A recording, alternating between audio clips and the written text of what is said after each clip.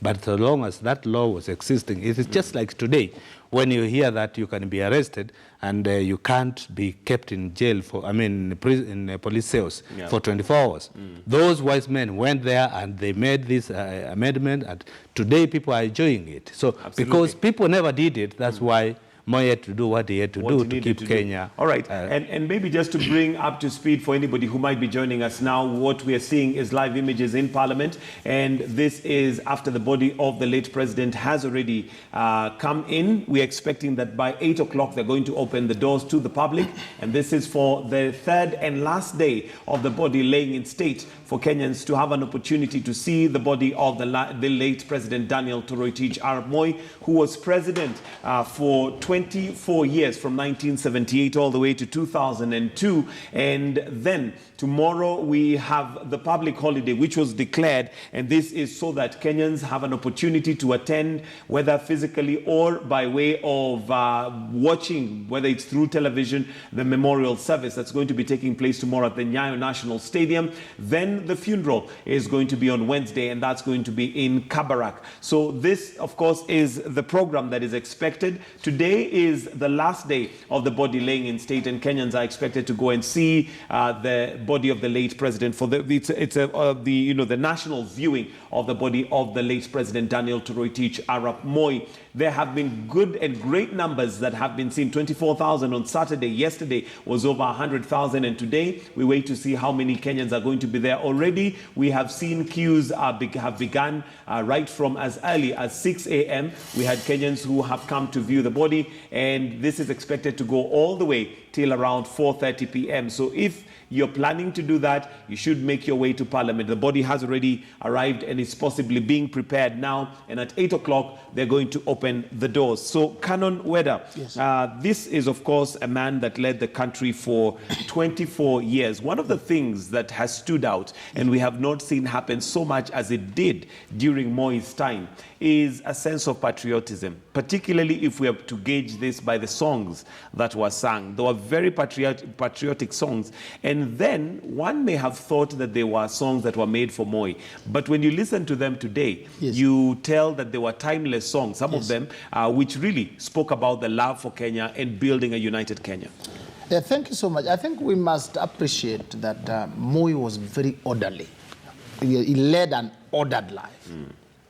I loved him for, and young Kenyans should emulate him for punctuality. Absolutely. You give your word, you follow it, you're punctual about it.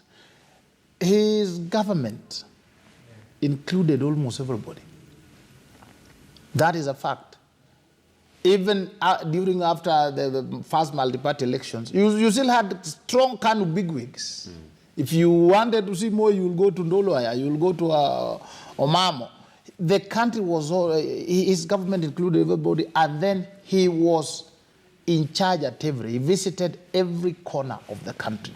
So there was no sense where you feel that my community has been left out. He also made it, as we were growing up, there was a sense of you loved the country, there was a sense of patriotism. You love the song, anaipenda Kenya, ni yule mwenye kutenda haki kwa watu. You see, for me to know that, it means it was in my heart from that time, because you learn this thing through repetition. These days, we are just hearing Tialala, Tibim, Chapa Uyu, Chapa Ule. So, and you can see how we are divided. So, Moi made sure that as we were growing, we were united. There was milk that united us together. I know Mutambo didn't take the milk, that's why sometimes you lose it. But those of us who took milk, you felt as Kenyans. When you meet, you ask ourselves, did you take the milk? Did you go and sing for Moi? Did you go to the stadium to meet him? So that is what kept us as a country. And as we were growing, had this continued for the rest, I think we would have been like Tanzanians. They see their country as one. They are united, even if they have difficulties, but they are not having difficulties as tribes. They're having difficulties as Tanzanians. And you look at other countries where people fought and killed each other. They were not seeing their country as one. They were seeing themselves as tribes. When we come out either as Luos or as Kambas. So as he takes a bow, this is the time you look back and say, we thank God that he was our president. Why do I say so? Look at our neighboring Tanzania, Uganda, where other people came in. Amin came in, and he could dream that he's seeing Mutambo trying to take over power. And in the morning, Mutambo has been eaten. And even now, when you talk to Ugandans, they tell you people, I hear you people complaining, relax. Some of us were there. I remember in high school, we were being taught by Ugandan teachers. Very good teachers. They had gone very hard. They had all been driven out. But here in Kenya, we were talking about small things. Now, when I look back, we were talking about small things. Umeongea kidogo leo, the special branch have come, they have put their hands on your face, they tell you, go and keep quiet. I remember when the late Dr. Uko was buried, the day after he was buried, then we came back. We had made a lot of noise, and we thought that that day we were going to kill Moi in Koru. And we were ready. And some of us were said, we are going to die with this man today. So when Dr. Uko's wife came to speak, and he was sitting next to Moi and said, Dr. Uko loved peace. He was a man of peace. If you have come here to bury, please bury Dr. Uko in peace and go away in peace. We said, this woman has been bought. This one has been paid. Now, you see, we thought he's one of the killers. He certainly had some very good wisdom in making sure that things now, when I look back, that time, she had been bought. But now, at my age and stage, I realized that was the greatest wisdom for that time. Possibly a handshake of sorts. Maybe Yes. But I think as a mother, she was able to see many years. And had we again fought, we would have died, actually. Some of us would not have been here. All right. And I want to pause you a little bit and cross over to Chris Thairo, who is at Parliament grounds. And following up on what is happening, we do know and we've seen that the body of the late president has arrived. Chris, just to give us an overview of what is happening, I see behind you we have the queues already soaring. Kenyans are ready to see the body of the late president. Chris. I actually might come outside the Holy Family Basilica, and this is the City Hall way. It has been partially closed, and we expect that in the next few hours it will completely be closed for motorists. And just behind me, hundreds of Kenyans who arrived here very early in the morning, some old, young, ready to be part of history in today's. Remember that this will be the last day that Kenyans will be viewing the body of the late Daniel Toroitich Arap Moi. Remember that he has been in power for the last 24 years, and Kenyans from different walks of lives came here very early in the morning just to be part of history. And this replicates for the last 2 days. This is what has been witnessed along this road. And we have some of the few Kenyans who arrived very early in the morning. For instance, those who are in the first numbers are queuing. And security has also been beefed up. In the next few minutes, they will be allowed now to go to the screening area. But this is where the queue starts. Remember that by yesterday, a good number of Kenyans did not manage to view the body, since that exercise was exactly closed at 4:30 p.m. And that is expected to happen even today. Remember that the exercise starts exactly at 8 a.m. and that is the time that the exercise opens, and by 4:30 it's closed. I'll just speak to a few Kenyans here who arrived very early in the morning. Mama, habari yako? Tuambie kwa majina na umetoka kaunti gani, ulifika hapa saa ngapi na matarajio yako ni yapi? Majina yangu ni Mary Ndimuli, nimetoka Vihiga County, Mbale. Nimefika saa 12. Matarajio yako ni yapi, na unaweza kumbuka aje marehemu hayati Daniel Toroitich Arap Moi? Namkumbuka kwa vile nilipokuwa shuleni nikisoma, nilikunywa maziwa yake, nilimuimbia State House Nakuru. Ndio. Okay. Naam, kwa majina yako tuambie umetoka kaunti gani na matarajio yako ni yapi, na utamkumbuka marehemu kivipi? Kwa jina yangu naitwa Penina, nimetoka kaunti ya Machakos. Natarajia kuona mtukufu rais, na naomba Mungu amsaidie mahali ameenda. Yeah. Ulifika hapa saa ngapi? Nilifika hapa saa 12. Yes. Okay, asante sana. Well, I'll talk to one gentleman here also to get his voice, maybe from your name, tueleze majina yako na umetoka kaunti ipi? Naitwa Peter Weru, natoka tu kaunti ya Nairobi. Ulifika wakati upi na leo hauko kazini au vipi? Niko kazini lakini kasema nikuje nitazame huyu mzee nipatie last respect. Yeah. Utamkumbuka kivipi? Mzee nitamkumbuka kwa sababu aliweza kuweka amani kwa nchi. Alikuwa kiongozi ambaye alikuwa mchupavu na alikuwa kiongozi ambaye alikuwa anapenda watu na alikuwa anapenda nchi yake. Yeah. Asante sana. I'll speak to a few individuals here. I understand that they arrived very early in the morning and they're from the county of Bomet. But I'll first talk to the first woman here. She's the first person in the queue of women. Tueleze kwa majina yako ni yapi, umetoka county gani na matarajio yako ni yapi? Mimi siwezi yangu. Okay, tueleze wewe ni wa pili sasa kwa line. Tueleze basi ulifika wakati upi na matarajio yako ni yapi? Mimi niliamka mapema saa 10. By saa 10:30 nilikuja hapa kuona rais wetu mwenye ametuongoza kwa miaka mingi sana. Na sasa tunampea heshima sana. Kwanza mimi namkumbuka na yale maziwa alikuwa anatupea.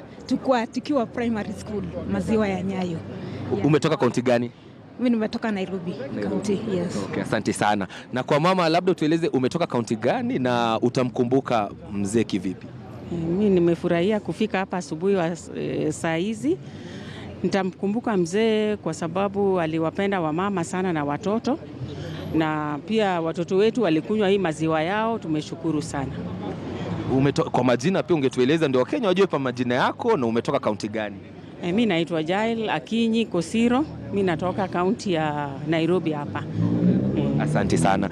Well, Mike, I have some few gentlemen here. I understand that they arrived very early from it's a queue. They came with one matatu. So I'll get one of the representatives from Bomet. I understand they were from Bomet. I'll talk to these gentlemen. Just maybe tell us, tueleze kwa majina yako, ulifika hapa saa ngapi? Naelezo kwamba mmekuja hapa mkiwa wengi kutoka kaunti ya Bomet. Ndio. Mimi kwa majina naitwa Romeo. Mimi ni mchezaji Santuri Bomet ambao jana niliamua nije ili niweze kuona mwili wake Moi kwa niaba ya wakaaji wa Bomet kwa jumla, wakaaji wa Sotik. Nyumbani kwangu ni Sotik upande wa Rongena. Na kwa saa hizi nimefika hapa saa 10, mwendo wa saa 11 ili kuweza nipate laini mapema before laini iwe mrefu, na ili kufika saa 8 ili niweze kurejea nyumbani kama niweza kuona mwili yake. Asante. The last gentleman I'll have here before I return it to the studio. Kwa majina yako tueleze umetoka kaunti gani na matarajio yako ni yapi leo? Mimi natoka Trans Nzoia County. Mimi ni Honorable Lawrence Mokusi MCA na nimetoka Trans Nzoia aswa kupeana last respect to His Excellency President Moi. Huyu ni mzee ambaye alijali sana majamii zote za Kenya. He wanted all communities to be just equal. Sisi kama jamii ya Wasabot kule Trans Nzoia, he gave us chiefs ambaye tulikuwa naye. All the leadership kwa one tribe, but now he came and balance. He gave us the chiefs, akatupatia nominated member of parliament. He gave us even land, like for example, the settlement scheme. Watu wetu walikuwa naishi kwa barabara, walikuwa naishi kama squatters. He really managed to give us those positions, and akatupatia mashamba katika Tarale settlement scheme, akatupatia Jeptandan, akatupatia Montel Kupsiro ambaye kule juu. So this is the mzee ambaye tunaheshimu. Hata Mungu angekubali kwamba maisha angelikuwa nanuliwa, tungeomba Mungu anulie apatie nafasi ili asidi kutuongoza katika Kenya hii. Well, asante sana. Mike, majority of Kenyans here just want to say a word or two in regards to how they knew the second president of the Republic of Kenya, Daniel Toroitich Arap Moi. And in a few minutes from now, you can spot some NYS servicemen. These have played a major role in trying to ensure that there is order when they are queuing. And from here, they will be heading to the screening area where after the screening, that is now where they will be allowed to enter Parliament so that they can view the body of the late Daniel Toroitich Arap Moi. And from now, Mike, I hand you back to studio, Mike, not unless you have any other question, Mike. Release you to talk to Kenyans. I can see most of them are eager to say something, what they remember of the late president. And we're going to be crossing over to Parliament where we have Zubeida Kananu in just a bit. But maybe Honorable Mtambo, there are those who may have thought that Moi was very authoritarian and maybe Kenyans had lost love for him. But the queues and the number of people that have come to see him is evidence that there certainly was a lot of love for this man, Moi. What I can tell you, Mark, is that those who are saying that are those who found themselves in such a situation and they drove themselves there. It is those who really wanted to oppose, or those who wanted to take power by force, or those who wanted to be against the law. It is those people who found themselves there, and they have themselves to blame. There's something which you can't buy. You cannot buy love. You cannot buy respect. You cannot buy fame. Those ones you cut it to. People associate themselves with you. And I can tell you, if we are talking about building bridges and inclusivity, Moi had it all. I want you to go back to history and look at the formation of Moi's government, look at the people who interacted with Moi, even before and after multi-party, before multi-party and then after multi-party. The people who formed his cabinet, the people who were across the regions, who were his key pillars in the region, and Moi touched each and everyone, direct or indirectly. Those people who are talking about Masiwaya Moi, I want to tell you that that Masiwaya Moi was not even drunk in school. Students used to take them home, and parents could make tea for them. So everybody enjoyed that, and that is one thing which Moi actually touched people's heart with. And I'm surprised when I hear people complain that, this happened, and I want to tell you, we know them, name by name. Those who are saying Moi was a bad person, Moi was a dictator, it is because they wanted to be in power. And because they were not in that position, that's why they are not saying it. And you'll ask somebody, why? And I want to ask them, why were you detained? They'll tell you, I was reading somewhere on social media about Mwandawiro, who said that he cannot forgive Moi. Ask him why. He's the one who went to parade university students to salute for him, something which was against the law. You go against the law and then you start complaining. Those who wanted to overthrow the government. The law is very clear. If you want to become a president of a country, there is a procedure which you have to follow. If you go against that, then you will find yourself in a bad position. Today, there are so many people who don't agree with Uhuru Muigai Kenyatta. But one of them being Raila Amolo Odinga. He was not agreeing with Uhuru Kenyatta. But because now he understands, he has become a good man like Weda. Weda has just told us how he thought about Madam Ouko then and what he thinks about it today. Some people see things too late.